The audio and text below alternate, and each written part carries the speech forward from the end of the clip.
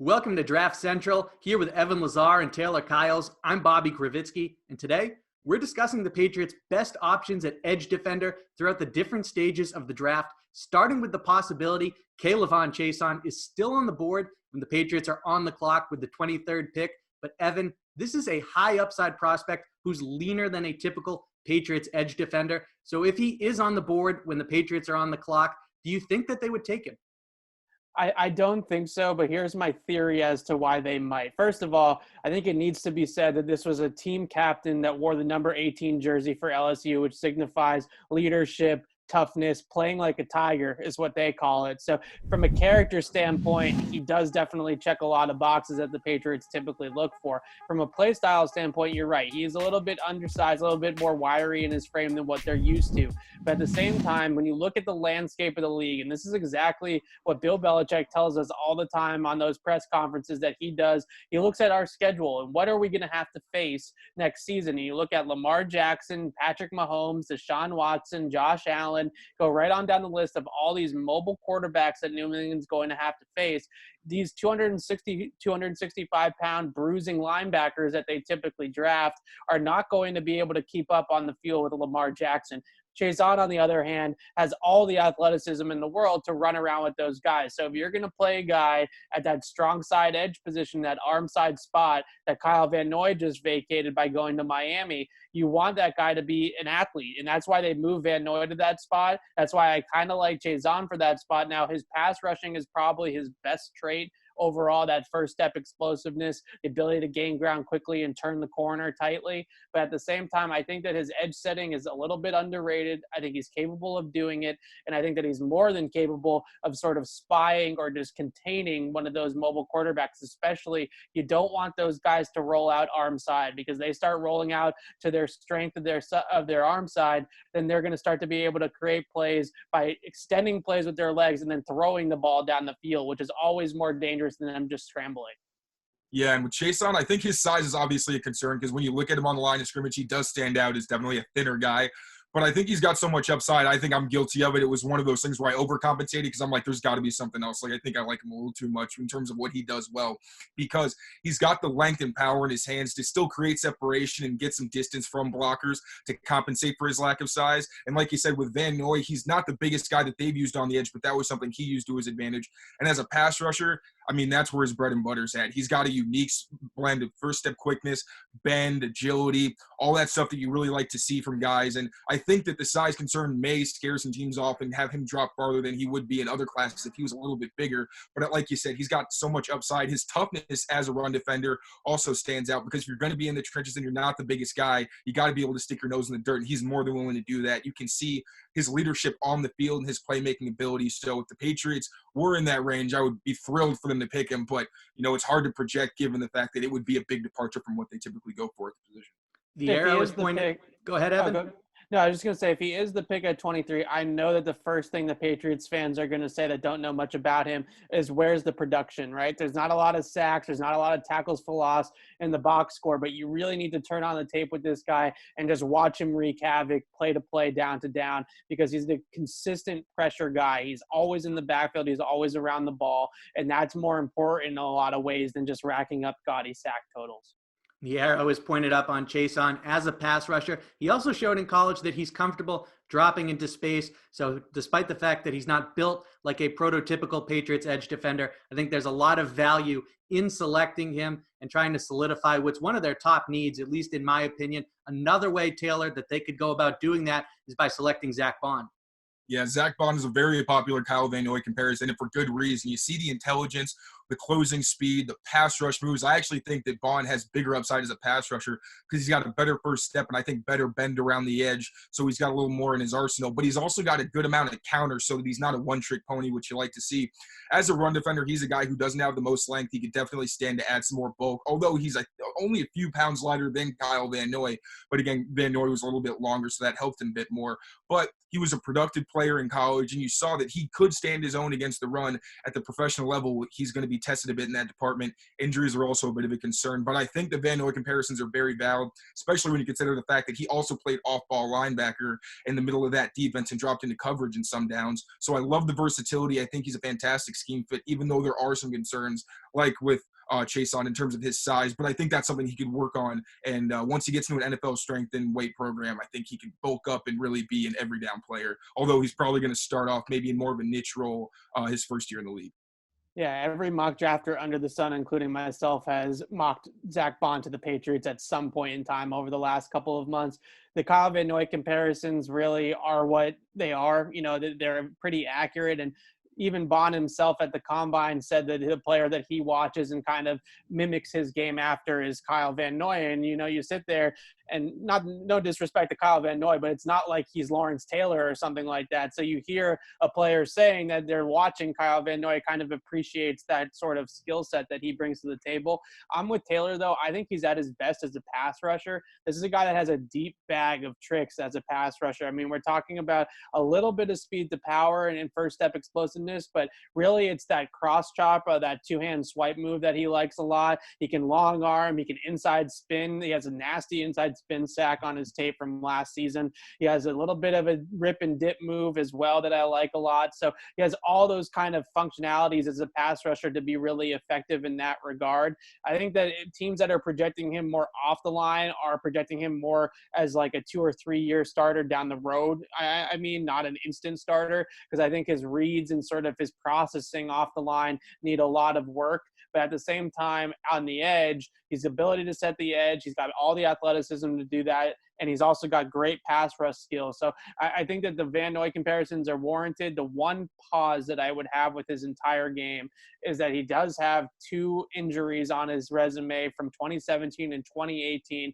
to the same left foot being broken in the same spot twice. So you look at that and it's not a durability thing, right? Because it's not like it's injuries all over the body or anything like that. But how much is that foot going to hold up? Is he going to be able to get to a second contract and still be effective? I think those are questions that only doctors can really answer, but that's something to look out for, that the NFL often looks at injuries like that and weighs them a lot heavier than we do on the internet, because we just look at the player, right? We just watch the tape and see a really good, effective football player, and we don't necessarily think about the injuries as much sometimes, but NFL teams will definitely dock him for the fact that he's had 2 broken foot in the same foot, same spot twice in a row like that. Injuries might scare the Patriots off of Zach Bond. If they don't, I think the idea of pairing him with Chase Winovich to form an athletic duo of edge defenders, with the expectation, of course, that Bond is going to bulk up from 238 and be someone the Patriots can rely on to set the edge at the next level. I think that combination would make for a good pairing for them to move forward with on the edges. Evan, it's not a surprise that the Patriots are doing their homework on Terrell Lewis from Alabama. They're now being connected and reportedly spoke with him recently. I got to be honest, I'm very concerned about the idea of taking him because of the injury history, how that has stunted his development. So certainly I recognize the physical traits and the athletic profile, and the skill is obvious, but I'm concerned that this could be a swing and a miss. It's possible, right? And at Alabama last year, he did not go through any live contact in practice. They kept him out of all the live contact, all the padded sessions, to try to keep him on the field for as long as possible. So that tells you what you need to know in terms of what they thought about his durability. With that said, this guy plays with rocket ships in his shoes. He's off the ball in a split second. He's in the backfield in another half a second after that. He's got all sorts of rush moves that he can use. His flexibility and quickness, his lateral quickness to really inside counter as fast as he needs to is extremely impressive, as is his ability to wrap and really penetrate up the middle on stunts. You know, he's got that one play from the 2017 national title game against Georgia, where it might be the fastest sack I've ever seen on an inside stunt from any lineman that I've watched in the draft. So he is an absolute maniac out there. He plays at 150 miles an hour all the time with a great physicality, and also, you know, some pretty good headiness and instincts to him as well. So I think a player, you this guy, you say, okay, 2018 ACL aside, 2017 elbow injury aside, probably a top 32 player in this entire draft just based off the tape. But those injuries are obviously, they are what they are, and it's definitely going to knock him out of the top 50, but maybe it is going to lead to like a late second round pick, which I understand would be a little rich for people that aren't willing to risk it with the injuries.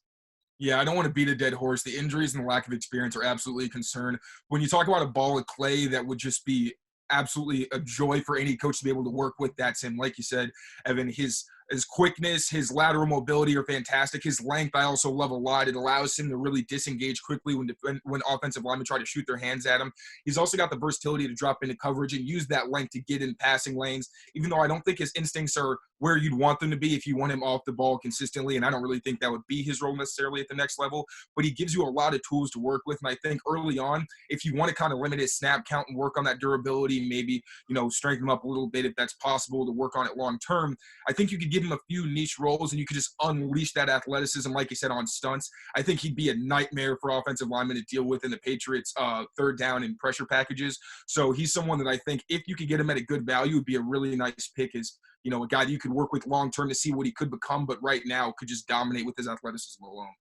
Other than Chason, I think he's probably got the highest upside in this entire draft, and it's an extremely underwhelming edge class. And the guys that we're talking about right now are not exactly top-line prospects, and Chason's really the only guy that we're discussing that's a first-round talent at this position in this draft. So you look at all those kind of factors, and you see, okay, would you rather Zach Bond at 40 or Terrell Lewis at 60? That's kind of the value question that you need to ask yourself.